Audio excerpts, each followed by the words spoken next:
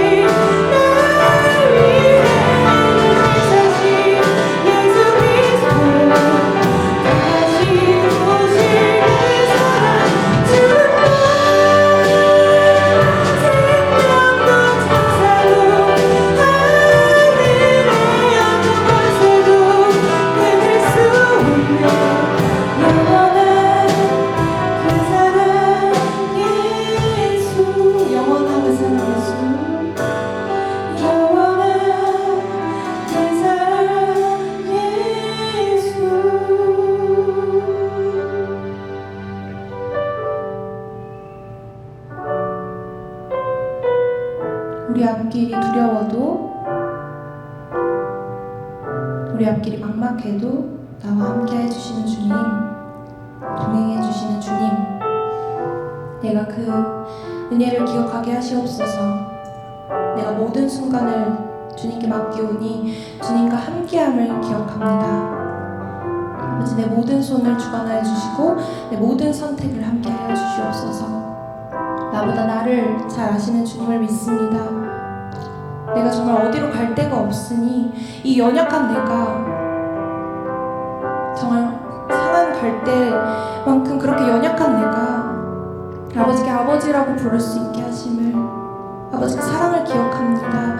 하나님, 상한 갈 때 꺾지 않으시고 꺼져가는 등불 끄지 않듯 우리가 그 연약한 존재임에도 불구하고 아버지의 사랑을 기억하고 사랑을 받고 있다는 것을 아버지 우리가 잊지 않게 해주시옵소서. 아버지, 내 모든 것을 주님께 드리고 삶 안에서 그리고 예배 안에서 하나님을 기억하게 하시옵소서. 예배 끝까지, 그리고 이 예배가 삶까지 이어져서 정말 신앙생활이 되는 내 모든 순간순간까지 하나님을 기억하게 하시옵소서. 그러면서 아버지께 기도하는 시간 갖겠습니다. 기도하시겠습니다.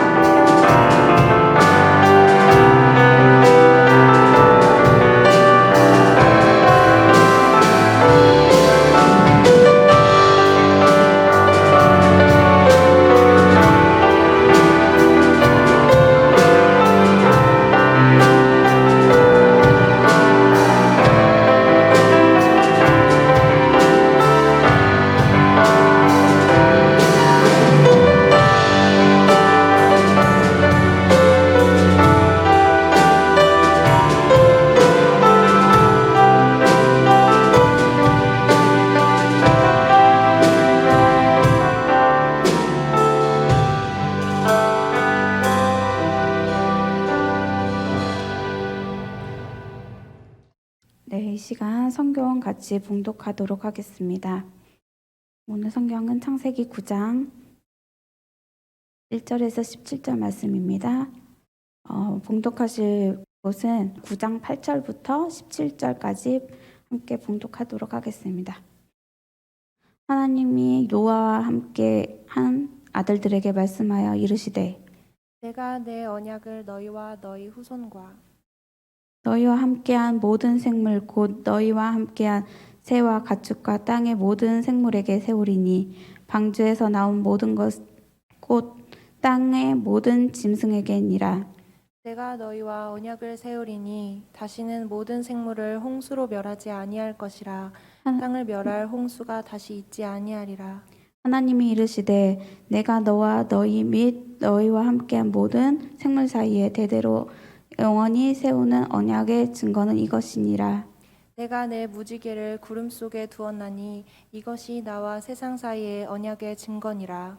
내가 구름 속으로 땅을 덮었을 때 무지개가 구름 속에 나타나면 내가 나와 너희와 및 육체를 가진 모든 생물 사이에 내 언약을 기억하리니 다시는 물이 모든 육체를 멸하는 홍수가 되지 아니할지라.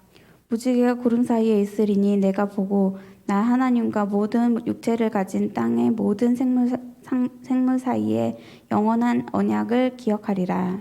하나님이 노아에게 또 이르시되, 내가 나와 땅에 있는 모든 생물 사이에 세운 언약의 증거가 이것이라 하셨더라. 아멘.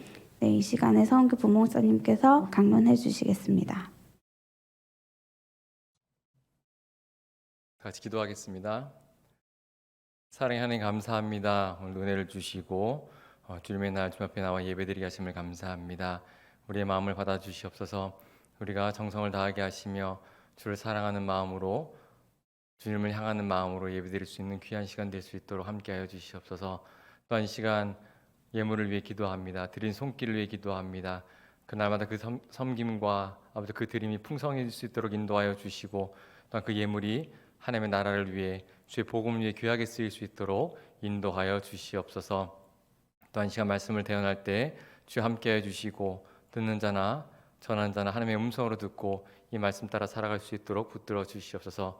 성령께서 강권하여 주시며 이 시간 은혜 내려 주실 줄 믿사오며 이 모든 말씀 살아계신 예수 그리스도의 이름으로 기도드리옵나이다. 아멘. 할렐루야. 할렐루야. 반갑습니다. 이 시간 동안 하나님께서 귀한 시간들을 허락하여 주시고 우리에게 말씀을 주시고 또 예배케 하심을 감사하며 영광 돌리는 시간이 되면 좋을 것 같습니다. 오늘 함께 우리가 읽은 말씀 창세기 9장 오늘은 8절부터 17절까지 봉독은 했는데요. 1절 말씀부터 함께 말씀을 나누려고 합니다. 제목은 새로운 언약이라는 제목으로 함께 말씀을 나누도록 하겠습니다. 여러분, 사람들은 어떤 큰 일을 겪게 되면 많은 변화를 하게 되죠. 여러분도 그런 경험이 있을 텐데요. 때로는 아무리 큰 일을 겪어도 토지일관 그 모습 변치 않고 그대로 그 모습을 유지하는 그런 경우도 있겠지만 대부분은 변화하게 됩니다. 개인적이든 아니면 사회적이든 국가적이든 어떤 큰 일이 생겼을 때 분명히 변화가 있기 마련이죠. 이런 변화는 내적 변화일 수도 있고 외적 변화일 수도 있습니다. 그리고 긍정적일 수도 있고요. 때로는 부정적일 수도 있죠. 아마 여러분도 큰 일을 겪어보셨을 텐데요. 개인적인 부분들은 다 공유할 수 없겠지만 우리가 공통적인 것들, 국가적인 일이나 나라적인 우리가 공통적으로 알 수 있는 것들은 충분히 우리가 함께 나눌 수 있을 것 같습니다. 최근에는 뭐가 가장 큰 이슈였나요? 코로나가 어떻게 보면 우리에게 가장 큰 일이었습니다. 코로나로 인해서 참 많은 일들이 있었고요. 많은 것들이 변했습니다. 여기서 봐도 지금 우리가 여기서 이렇게 예배 드리는 것, 또 영상으로 예배 드리는 것만 해도 정말 많은 것들이 변했고요. 사람들의 생각도 변하고 그들의 활동 범위도 굉장히 많이 변했습니다. 삶의 패턴도 바뀌고요. 또한 이뿐만 아니라 사람들이 변한 것뿐만 아니라 또한 힘들어하고 지치는 그런 상황도 벌어지게 됩니다. 또한 이렇게 사람들이 변하는 모습, 코로나뿐만 아니라 참 많은 일들이 우리에게 있었습니다. 그런데 그런 사건들로 인해 어떻게 보면 굳이 변하지 않아도 되는 경우도 있지만 개인적이든 사회적이든 그 일을 교훈 삼아서 꼭 변해야 하는 그런 사건들과 일도 분명히 있습니다. 아니, 어떻게 보면 변할 수밖에 없는 상황이 주어지기도 하죠. 그렇다면 여러분, 창조 이후에 우리가 창세기를 보고 있으니까 창조 이후의 역사 속에 가장 큰 변화는 어떤 게 있었을까요? 여러분들이 기억하는 게 뭐가 있을까요? 가장 큰 변화가 아담과 하와부터 나오죠. 에덴에서 쫓겨나는 그런 사건이 벌어집니다. 범죄하여서 에덴 동산에서 쫓겨나는 사건입니다. 죄도 죽음도 없던 인간이 이제 죽을 수밖에 없는 존재가 됐고요. 죄를 안고 살아갈 수밖에 없는 그런 존재로 변하게 됩니다. 그 다음에 어떤 사건일까요? 바로 우리가 지금 묵상하고 있는 홍수 사건일 겁니다. 그 중간에도 일들이 있었겠지만 가장 큰 변화가 아닐까 생각이 됩니다. 홍수로 인해서 세상이 변했죠. 사람의 수명도 줄어들고요. 많은 것들이 변했습니다.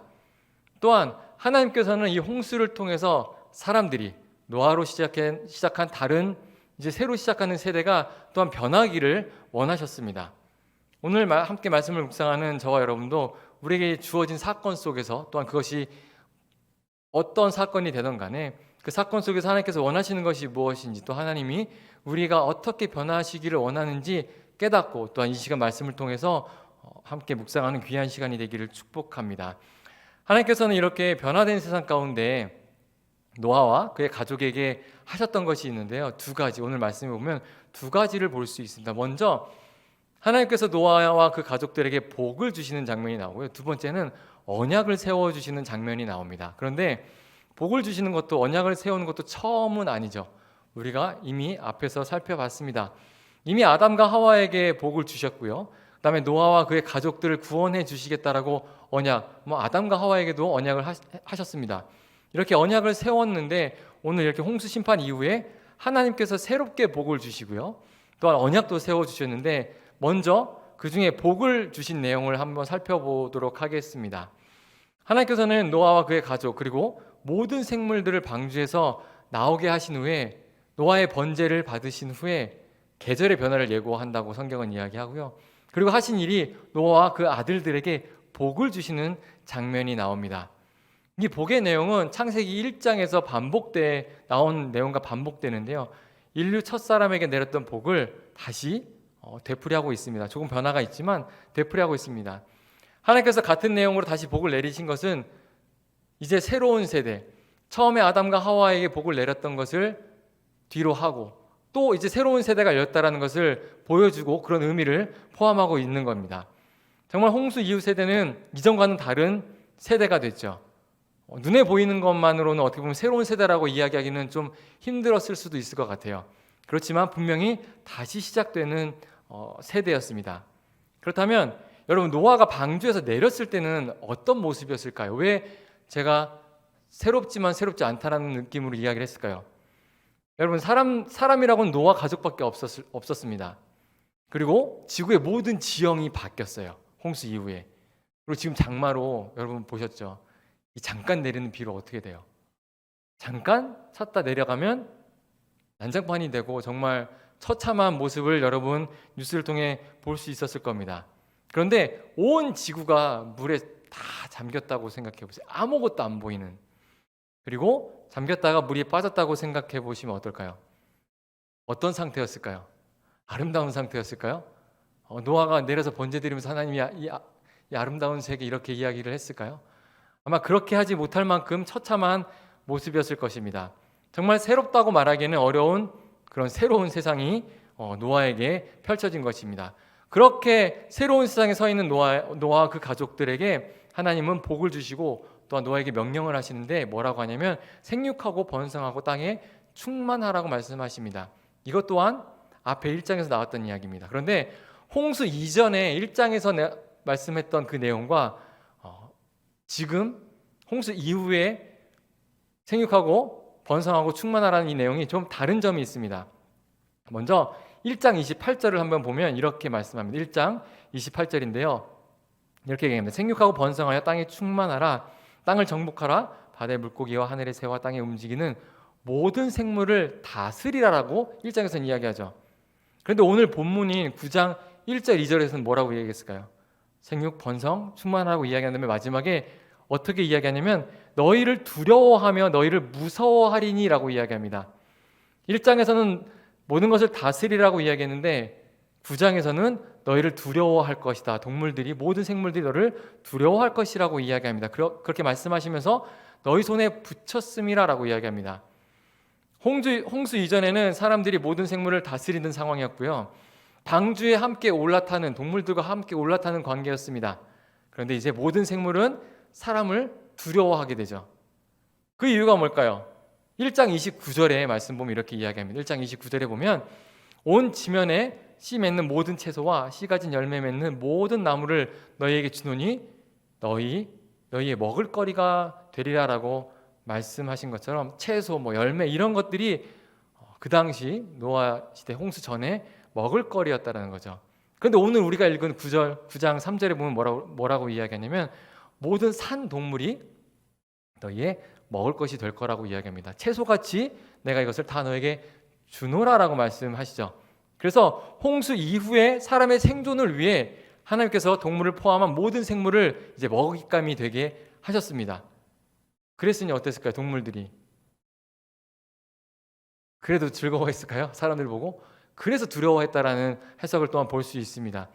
하나님께서 홍수로 인해 먹을 것이 다 사라진 그 상황 가운데 노아와 그 아들들의 생존을 위해 육식을 허락하신 겁니다. 그리고 또 한 가지 생명에 대한 말씀을 하시는데요.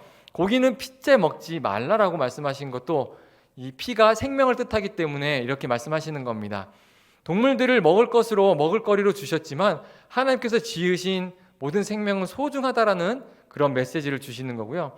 여기서 생명에 대한 또한 더 중요한 부분이 나오는데요. 사람의 생명에 대해 중요한 이야기를 하십니다. 오늘 말씀 6절에 보면 다른 사람의 피를 흘리면 그 사람의 피도 흘릴 것이니 라고 이야기하면서 이는 하나님이 자기 형상대로 사람을 지으셨음이라고 이야기합니다. 사람의 생명이 얼마나 중요한지 말씀하고 있는 건데요. 사람의 생명을 대신할 수 있는 것은 사람의 생명밖에 없다라는 이야기입니다. 그러니 아주 중요하다라는 것을 말씀하고 있는 겁니다. 이것은 다른 사람의 생명도 중요하지만 자신의 생명도 중요하다라는 것을 포함하고 있습니다. 남의 생명을 함부로 할 수 없듯이 자기 생명도 함부로 할 수 없다라는 이야기입니다. 왜일까요? 그것은 조금 전에 제가 읽어드린 것처럼 그것은 하나님께서 하나님의 형상대로 사람을 지으셨기 때문이라고 이야기하죠. 이 말씀은 방주에서 나와서 세상에서 다시 시작한 노아에게 아주 중요한 말씀이었습니다. 아마 하나님의 계획이 노아에게는 정말 퍼즐같이 맞춰지는 그런 말씀이었을 것 같은데요. 노아는 자신과 가족이 하나님의 진노와 멸망 가운데, 그렇게 세상이 멸망하는 가운데 자신이 우연히 어떻게 하다 보니까 살았다라는 그런 생각을 하지 않았습니다. 자기가 살았던 것은 하나님의 계획 가운데 있었고 하나님의 구원의 계획 가운데 약속이 있었다라는 것을 알고 있었죠. 그런데 내려봤더니 어땠나요? 그렇게 좋은 환경은 아니었습니다. 그 계획은 알고 있었지만 그 상황 가운데, 어려운 상황에 있던 가운데 하나님께서 자신이 하나님의 형상으로 지은 존재라는 것을 다시 한번 알려주셨기 때문에 더욱더 믿음이 확고해졌을 것입니다. 저와 여러분도 하나님의 형상대로 만든 존재라는 것을 믿으시기를 축복합니다. 그럼 우리가 그에 합당한 삶을 살 수 있습니다. 그것이 얼마나 중요한지 여러분도 아실 텐데요. 그런 믿음으로 사시기를 다시 한번 주님의 이름으로 축복합니다. 하나님께서는 이렇게 변한 세상을 살아가야 하는 노아에게 또한 어떤 걸 주셨냐면 복을 주셨다고 말씀드렸습니다. 먹을 것도 주시고요, 생명의 존귀함도 주셨습니다. 그렇다면 세상이 다 뒤집혔죠. 뒤집힌 이 큰 사건을 겪은 후에 복을 받은 노아와 그의 가족들은 어떻게 살아야 했을까요? 오늘 말씀 보면 하나님께서 명령하는 내용, 아까 읽은 내용에 나옵니다. 바로 생육하고 번성하여 땅에 충만하게 살아야 했습니다. 어떻게 살아야 한다고 명령했다고요? 생육, 번성, 땅에 충만하라는 겁니다. 이제 7절과 1절은 좀 다르긴 한데요. 너희는 생육하고 번성하며 땅에 가득하여 그 중에 번성하라. 조금 다르지만 같은 내용입니다. 어떻게 보면 반복되는 이야기가 계속 나오죠. 반복되는 이야기 같지만 하나님께서 명령하신 내용이 이겁니다. 이제 노아와 그의 가족들은 하나님께서 주신 복된 삶 가운데 생육하고 번성하고 땅에 충만하게 살아야 한다는 겁니다. 여러분, 생육하다라는 것은 열매를 맺다라는 의미고요, 번성하다라는 것은 많아지다, 증가하다라는 겁니다. 그 다음에 충만하다라는 것은 채워진다라는 뜻이죠. 그렇다면 여러분, 과연 열매도 맺고 무엇인가 많아지고 그리고 무엇인가 가득 채워지면 하나님이 주신 복을 누리는 삶일까요? 여러분 어떻게 생각하십니까? 그런데 이런 삶은 홍수 이전에도 있었어요. 6장, 우리가 살펴본 6장에서 사람들이 번성하기 시작했을 때 뭐가 가득했나요? 죄가 가득했습니다. 사람들이 번성했을 때 죄가 가득했습니다. 다시 말해 세상에서도 생육하고 번성하고 충만할 수 있다라는 거죠. 그렇기 때문에 그 기준이 정확해야 한다라는 겁니다. 그래서 앞에서 이야기한 거랑 그들이 생각하는 것과 하나님께서 말씀하시는 것이 다르다라는 거죠. 그 기준은 하나님이 주신 복된 삶 속에 생육과 번성, 충만이 있어야 한다라는 겁니다. 그리고 이 모든 것의 근본이 되는 복된 삶이란 우리는 하나님의 형상대로 지어진 존재이고 하나님이 우리의 생명을 주관하시는 분이라는 것을 인정하는 것, 그게 바로 모든 것의 근본이 되는 그런 복된 삶이라는 겁니다. 이것을 인정하지 않으면 어떻게 될까요? 세상적인 열매만 맺으려고 할 겁니다. 그것을 맞다라고 생각하겠죠. 번성을 원하면서 세상의 좋은 것들만으로 채우려고 하겠죠. 그리고 충만함을 요구하면서 세상의 욕심으로 채워갈 것입니다. 이렇게 된다면 홍수 이전의 사람들과 뭐가 달라요? 다를 게 없다라는 겁니다. 저와 여러분은 하나님이 주신 복된 삶 속에서 생육하고 번성하시기를, 그리고 충만하시기를 주님의 이름으로 축복합니다. 이제 하나님께서는 이렇게 변화된 세상 가운데 놓인 노아에게, 또한 그의 가족들에게 두 번째 하신 것이 있는데요, 언약을 세워주시는 건데요, 이 언약은 노아와 그 후손에게만 국한된 게 아니라 모든 생물에게 언약을 맺어주십니다. 방주에서 나온 모든 짐승에게 유효한 언약이었습니다. 죄악이 가득했던 세상을 심판하시던 하나님께서 그 세상과 다시 새로운 언약을 맺으시는 겁니다. 그 언약은 이제 다시는 홍수로 심판하지 않겠다라는 약속이고요, 우리가 일명 무지개 언약이라고 이야기하죠. 오늘 말씀에 무지개가 나오죠. 무지개 언약이라고 이야기합니다. 하나님께서 무지개를 구름 속에 두시고 그것을 언약의 증거로 삼아주시는 그런 언약입니다. 그런데 이 말씀에서 특징을 발견할 수 있는데요, 언약을 세우실 때 이 언약을 세우실 때 하나님께서 많이 사용하시는 단어가 있어요. 언약을 세운다는 말씀 앞에 뭐를 많이 사용하냐면 내가라는 말씀을 굉장히 많이 사용하십니다. 그래서 9절을 보면, 오늘 이렇게 이야기합니다. 9절에 보면 내가 내 언약을 너희와 너희 후손과 라고 시작을 하고요, 11절에 보면 이렇게 이야기합니다. 내가 너희와 언약을 세우리니. 12절도 이렇게 이야기해요. 하나님이 이르시되 내가 나와 너희와 및 너희와 함께하는 모든 생물 사이에 대도록 영원히 세우는 언약의 증거는 이것이니라고 이야기합니다. 13절도 그래요. 내가 내 무지개로 구름 속에 두었나니 이것을 나와 세상 사이의 언약의 증거니라라고 이야기하고요. 끝났을까요? 14절에 또 있습니다. 내가 구름으로 땅을 덮을 때 무지개가 구름 속에 나타나면 15절에서도요. 내가 나와 너희와 및 육체를 가진 모든 생물 사이에 내 언약을 기억하리니 16절도 이야기합니다. 무지개가 구름 사이에 있으리니 내가 보고 그리고 영원한 언약을 기억하리라. 하나님께서 기억하신다고 이야기합니다. 마지막에 17절도 이렇게 이야기합니다. 하나님이 노아에게 또 이르시되 내가 나와 땅에 있는 모든 생물 사이에 세운 언약의 증거가 이것이라 하셨더라 라고 이야기합니다. 여러분 어떠세요? 하나님이 왜 언약을 세우시면서 굳이 이렇게 많이 내가라고 이야기를 하셨을까요? 그럴 필요가 있으셨을까요? 이 언약을 보면 언약을 세우신 하나님께서 사람들에게 이렇게 이야기하는 것 같아요. 너희는 이 언약을 지키고 기억해야 한다라고 말씀하시면서 하나님께서 내가 너희와 언약을 세울 건데 그것은 홍수로 다시는 심판하지 않을 거야. 멸망시키지 않겠다라는 뜻이야. 근데 내가 내 무지개를 구름 속에 두었는데 이게 내 증거야. 내가 내 무지개를 구름 속에 두었는데 내가 그걸 보면서 내가 기억할게.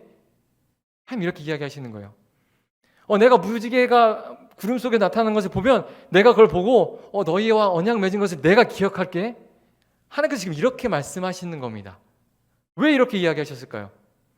언약을 세우시는 분도 하나님이시고 그것을 증거를 보여주시는 분도 하나님이시라는 거죠. 그 언약의 증거를 보고 기억하시는 분도 지금 하나님이시라는 겁니다. 왜 그럴까요? 하나님이 원하시는 것이 뭘까요? 하나님께서 이렇게 말씀하신 이유는 그들이 믿음으로 응답하기만을 원하셨기 때문입니다.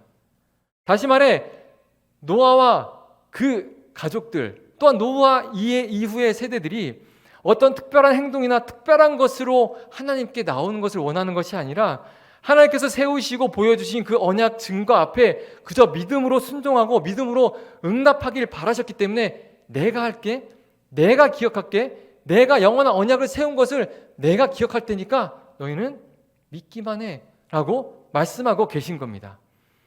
사람들이 믿음으로 응답하면 하나님께서 기억하시고 다 이루시겠다는 말씀이 바로 오늘의 말씀입니다. 하나님께서 언약의 주체가 되어서 그 구원의 역사를 이루어 가신다라는 은혜의 말씀입니다. 우리는 믿음으로 응답만 하면 되는 거예요.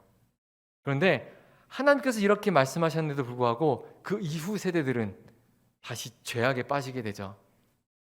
참 우리가 봐도 한심하다라고 생각할 정도로 죄악에 바로 빠집니다. 노아의 아들 함부터 저주받고 가나안 이제 그 아들 가나안이 이제 저주를 받는데 그 아들부터 잘못된 삶을 살아가는 것을 볼 수 있습니다. 그리고 뒤로 조금만 넘어가면 창세기 11장에 어떤 내용이 나올까요? 우리가 잘 아는 바벨탑 사건이 나옵니다.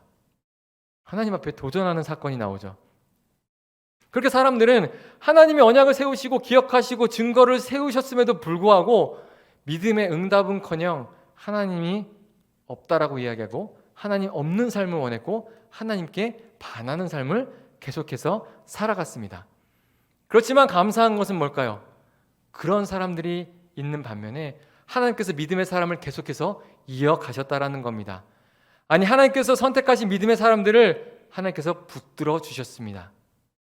사랑하는 청년 여러분, 처음에 말씀드린 것처럼 어떤 큰 사건이 일어나면 무엇이든지 변화가 생기게 된다고 말씀을 드렸습니다.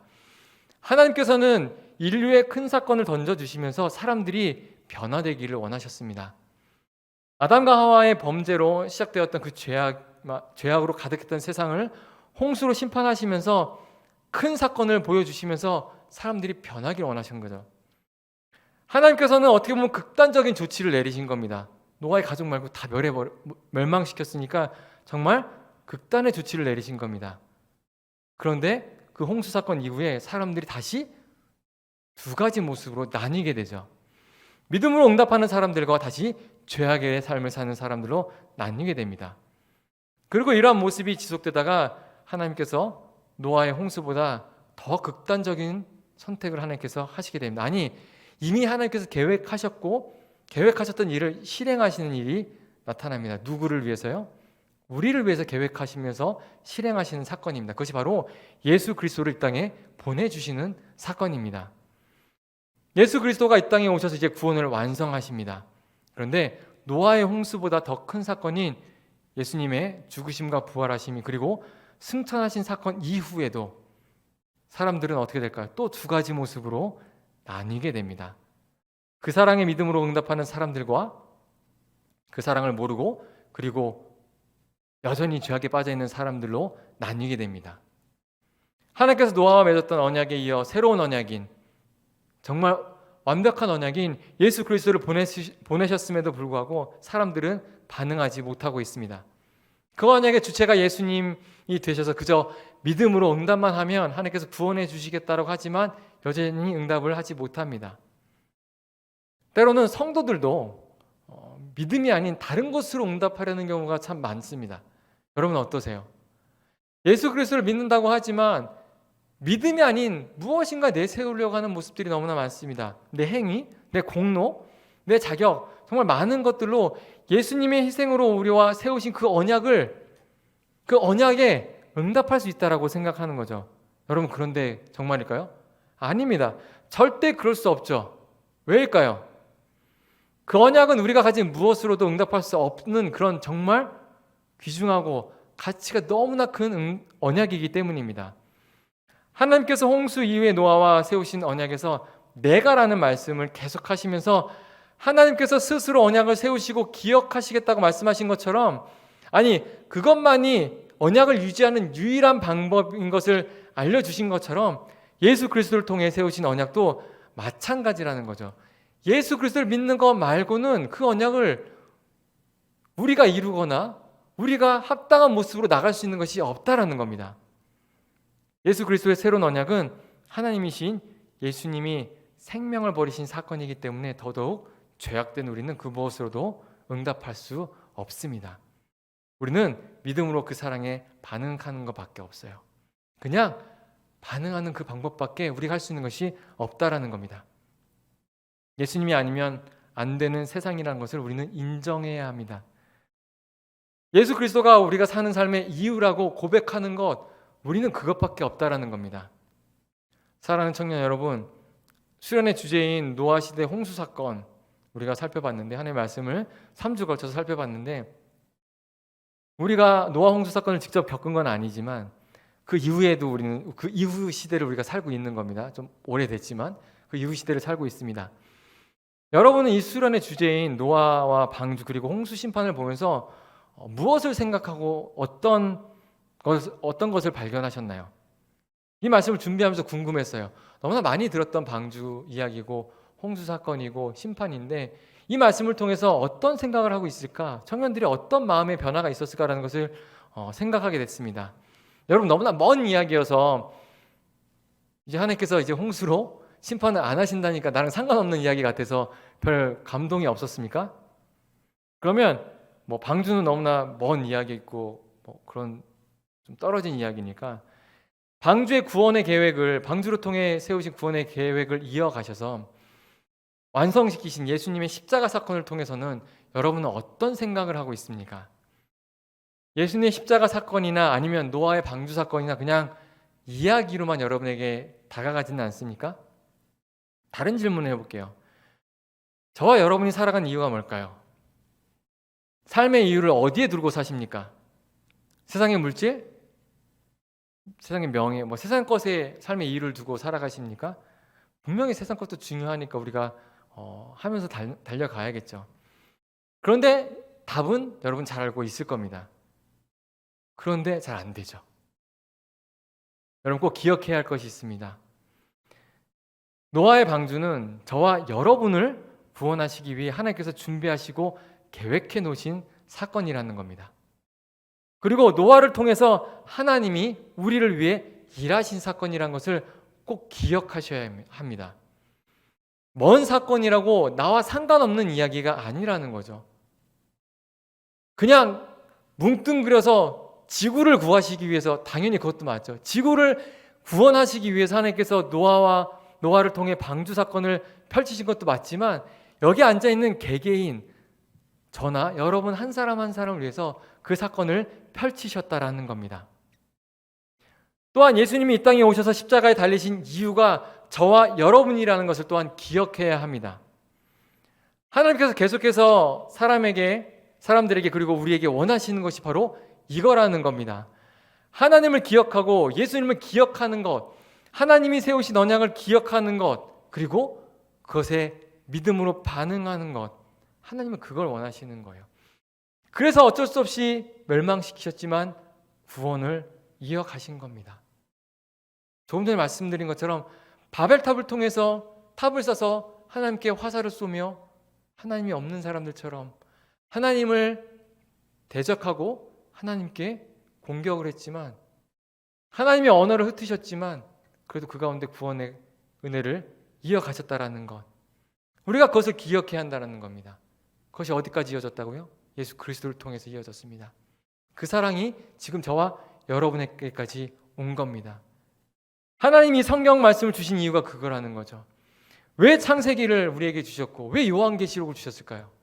우리가 왜 창세기를 통해서 예수 그리스도를 발견할 수 있을까요? 왜 요한계시록을 통해서 예수 그리스도를 발견할 수 있을까요? 그것은 이 말씀이 우리를 위해서 예수 그리스도를 드러내기 때문입니다. 누구를 위해서요? 저와 여러분을 위해서입니다. 방주 되신 예수님 안에 머무시기를 축복합니다. 노아와 방주, 홍수 심판, 많은 것들을 준비하고 많은 것들을 우리가 기억하면서 또한 알아야 합니다. 신대원 시험 보면요, 방주가 몇인지, 넓이가 몇인지, 뭐 쌍으로 들어갔는지, 누군 들어갔는지 안 들어갔는지, 얼만큼 찼는지, 제일 높은 산에 몇 큐빗 올라갔는지 여러분 아세요? 혹시 기억나세요? 안 나죠? 이런 거 시험 봐요. 그런데 여러분이 기억해야 될 것은, 그것도 기억하면 좋겠지만 그런 것이 아니라는 거죠. 여러분이 기억해야 할 것, 제가 기억해야 할 것은 그 사건이 하나님의 사랑이고 그 사건이 저와 여러분 때문에 하나님이 이루신 일이라는 것입니다. 그것을 기억할 때 우리가 살아가는 삶, 우리가 어떤 일을 하든지 간에, 여러분이 어디에서 숨을 쉬고 어디에서 무슨 일을 하든지 간에 그 일이 하나님의 일이 될 것이고 하나님의 계획 가운데 이루어지는 일이 될 거라는 겁니다. 그렇게 살아가는 믿음의 청년들이 되시기를 다시 한번 주님의 이름으로 축복합니다. 아멘. 이 시간 함께 찬양하도록 하겠습니다. 이 시간 찬양할 때 우리가 잘하는 찬양인데 내 삶의 이유라는 찬양이죠. 이 찬양 앞에 보면 예수는 나의 힘이요 나의 기쁨 내 소망이라고 이야기합니다. 그리고 그 이름의 생명이 내 삶의 이유라고 이야기합니다. 내 삶의 이유 그저 예수님 내 삶의 이유입니다, 주님이 내 삶의 이유입니다 라고 우리가 찬양을 하지만 왜 삶의 이유인지를 모를 때가 너무나 많죠. 하나님이 구원의 계획을 이루신 이유가 저하고 여러분이기 때문입니다. 예수님이 십자가에 달리신 이유가 저와 여러분이기 때문에 우리의 삶의 이유가 예수 그리스도라는 거 고백할 수밖에 없는 겁니다. 노아, 많은 사건들, 창세기부터 요한계시록, 하나님의 사랑인 것을 기억하시기를 축복합니다. 그래서 이 말씀대로 이 찬양처럼 주님 내 삶의 이유가 되어 주시옵소서, 그렇게 살아가겠습니다라고 고백하는 그런 청년들이 되길 축복합니다. 함께 찬양하겠습니다. 예수는 내 힘이요 나의 기쁨 내 참 소망 그 이름의 생명이 내 삶의 이유라. 다시 한번 찬양합니다. 예수는 내 힘이요 예수는 내 힘이요 나의 기쁨 내 참 소망 그 이름의 생명이 내 삶의 이유라. 오직 주만 따라갑니다. 오직 주만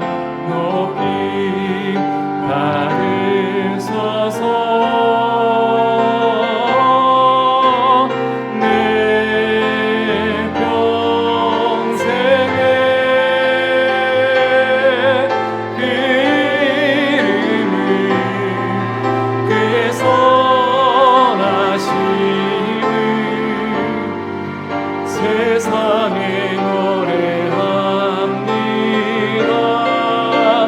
그 이름에 크신 능력 영원한 생명이 내 삶의 이유라. 다시 한번 기도하겠습니다. 우리 기도할 때 하나님, 우리가 많은 성경의 사건들을 보고 또 많은 사건들을 우리가 접합니다. 그런데 그 사건이 그냥 사건으로 끝나는 것이 아니라 하나님께서 그 사건을 계획하여 주시고 그것을 통하여서 우리를 구원해 주시기 위해 그 구원의 계획 가운데 예수 그리스도를 이 땅에 보내시기 위하여 그 희생을 통해서 인류를 구원하시기 위해 주시는 것이라는 것을 우리가 깨닫기를 원합니다. 하나님, 우리를 붙들어 주시옵소서. 우리는 부족하여서 성경에 나온 죄악 많은 사람들처럼 날마다 쓰러집니다. 날마다 주 앞에 고백하지 못하며 살아갑니다라고 고백하면서 하나님, 이제 내 삶의 이유가 예수가 되길 소망합니다. 그것은 예수님이 십자가에 달리신 것이, 또한 주님께서 계획하신 것이, 그 이유가 우리이기 때문임을 우리가 기억하고 또한 그것을 우리가 감사함으로 달려갈 수 있게 해달라고 시간 기도하려 원합니다. 하나님, 내 삶의 이유가 되어 주시옵소서. 나의 기쁨이 되어 주시옵소서. 나의 생명이 되어 주셔서 우리가 믿음으로 승리할 수 있도록 인도하여 주시고, 이 세상이 험난하고 이 세상이 어렵고 우리에게 닥치는 환난이 온다 할지라도 우리의 이유 되신 주님만 붙들고 달려갈 때 주님의 그 계획 가운데 거하며 영원한 삶을 살아가는 믿음의 주의 자녀들이 될 수 있게 해달라고 시간 함께 기도하며 나가는 시간 갖겠습니다. 기도하겠습니다. 사랑하는 감사합니다. 우리에게 은혜를 주시고 우리에게 말씀을 주시며 우리의 삶의 이유가 되어 주심을 이 시간 감사하며 고백하오니 주여 함께하여 주시옵소서. 하나님께서 많은 사건과 성경의 많은 일들을 통하여서 우리를 구원해 주시기 위해 계획하시며 우리를 사랑하여 주셔서 우리를 위해 준비해 주는 모든 것이 우리가 고백하오니 주여 함께하여 주시옵소서. 우리가 이 많은 것들을 바라보며 이 사건들을 바라보며 우리가 상관없는 삶을 살아가는 것이 아니라 그 삶을 통해서 우리를 인도하여 주시며 그 삶을 통해서 우리를 사랑하여 주시는 예수 그리스도를 발견하게 하시며 그 하나님의 은혜를 발견할 수 있는 믿음의 자녀들이 될 수 있도록 인도하여 주시옵소서. 우리의 삶의 이유가 예수 그리스도를 고백합니다. 그래서 예수 그리스도 십자가에 달리신 것이 우리 때문임을 고백하는 것이며 하나님께서 계획하신 모든 것이 우리를 구원해 주시기 위해 하나님께서 계획하신 것임을 고백하는 것임을 우리가 아오니 우리에게 능력 주시고 힘주시며 믿음을 주셔서 능히 달려갈 수 있도록 함께하여 주셔서. 그러나 우리 부족하고 약합니다. 아버지 지켜주시며 아버지 붙드시 아니하시면 우리가 살아갈 수 없음을 고백하오니 우리의 생명이 되어주시며 우리의 능력이 되어주시며 우리 삶의 이유가 되어주시옵소서. 우리가 주님만 따라가기 소망하오니 주여 함께하여 주시옵소서. 아버지 인도하여 주시옵소서. 나의 모든 것을 주님께 맡깁니다. 하는 채워주시옵소서. 아버지 모든 것을 주님께 맡기오니 인도하여 주시옵소서. 오직 주님만 바라봅니다. 하나님 채워주시옵소서. 오직 주님만 우리의 구원되심을 바라보니 구원되심을 고백하오니 주여 함께하여 주시옵소서. 나의 생명 되신 주를 찬양합니다. 주여 하나님 함께하여 주시옵소서. 아버지 인도하여 주시옵소서. 내 평생에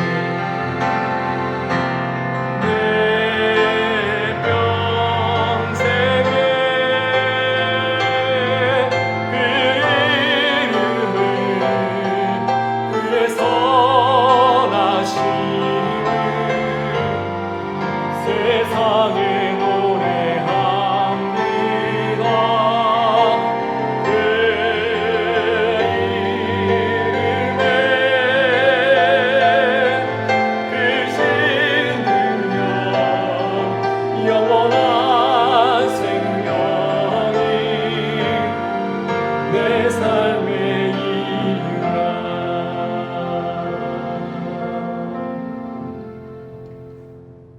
사랑하는 하나님 감사합니다. 우리에게 말씀을 주시고 또한 그 말씀을 통하여 또한 주님께서 이루어 주신 그 사건들과 그 많은 일들을 통하여서 주님의 사랑을 깨닫게 하시며 구원의 계획을 깨닫게 하심을 감사드립니다. 하나님, 그 모든 것이 우리를 구원해 주시기 위한 하나님의 계획이며 또한 예수 그리스도를 통해서 우리를 천국 백성 삼아 주시며 주의 자녀 삼아 주셔서 우리를 구원해 주시려는 그 계획임을 이 시간 바라봅니다. 하나님, 이제 우리가 이 세상을 살아갈 때 우리 삶의 이유가 주님임을 고백하며 살아가길 소망합니다. 주님이 우리를 위해 십자가에 달리심을 우리가 아오니 이제는 우리의 삶의 이유가 예수 그리스도라고 고백하는 주의 자녀들이 될 수 있도록 인도하여 주시옵소서. 또한 세상을 향해 달려갑니다. 하나님 붙들어 주시옵소서. 능력 되신 주님만 붙들 수 있도록 인도하여 주시고, 생명 되신 주를 붙들고 달려갈 때 우리 주변에 있는 모든 어려운 상황과 또 우리의 주변에 펼쳐진 모든 고통과 어려움 속에서도 주를 붙들고 승리하며 예수 그리스도를 전하며 예수 그리스도의 향기를 드러내는 자녀들이 될 수 있도록 인도하여 주시옵소서. 감사하며 모든 말씀 살아계신 예수 그리스도 이름으로 기도드리옵나이다. 아멘. 이제는 우리 주 예수 그리스도의 은혜와 하나님 아버지의 그 크신 사랑과 성령 하나님의 교통교제 역사하심이 모든 계획과 주님의 사랑과 예수 그리스도의 희생이 우리를 위한 것이며 우리를 사랑하신 그 은혜임을 고백하며 우리의 삶의 이유가 주님임을 또한 고백하며 살아가기를 소망하여 함께 머리 숙여 예배하는 모든 청년들 머리 위에와 또 함께 예배하는 모든 성도들 머리 위에 그리고 이들의 발걸음과 이들이 걸어가는 모든 일들 위에 또한 동원교회 위에 이제부터 영원토록 함께 있을지어다. 아멘.